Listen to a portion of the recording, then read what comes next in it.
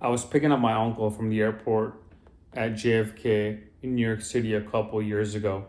And as I parked my car and I was walking towards the arrivals terminal to meet him, I walked inside the terminal. I met him, took his suitcases, and as we were walking out, going back to the parking lot, as we left the airport terminal building through the elevated automatic doors, I started smelling weed, which was super odd because I've never smelled smoke or weed or anything like that in an airport ever.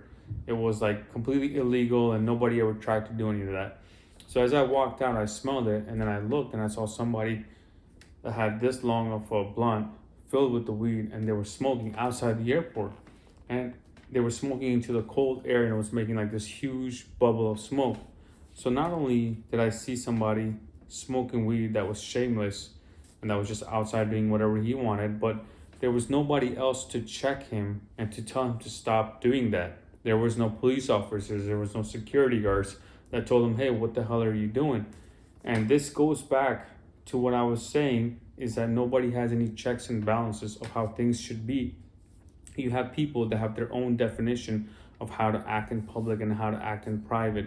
You have people in the gym that are walking around with baggy shorts showing their boxers, speaking loudly on the phones. You have people that are smoking in airport centers. You have overweight security guards that are playing on their phone and they don't even know what the hell they're supposed to do at their job. They just tell you, hey, when you enter a building, hey, go online and make an appointment there or something like that. And this is part of the reason is because men know that other men are so emotional that if you go and check another man or if you tell him something or give him some positive criticism on what he should do or tell him that he's doing something wrong, that other man is going to emotionally react with a gun or something like that and cause a way bigger scene than needs to be. I mean, look at a lot of these teenagers now hanging out with other teenagers with guns and all that.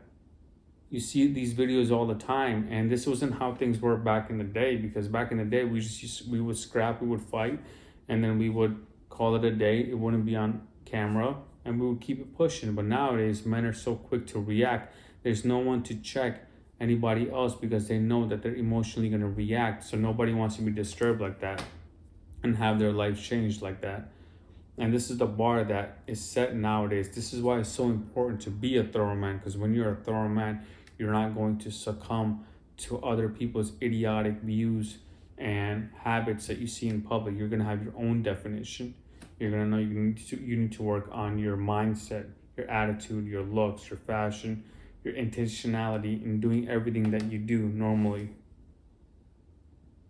You're not going to be some weirdo in public and nobody knows what the checks and balances are. I mean, you go to the gym and you will see teenagers with broccoli heads and OnlyFans, young chicks, and just sloppy people working out on the gym floor, taking up the gym floor without any intentionality, without any seriousness. They'll be chatting away and goofing off.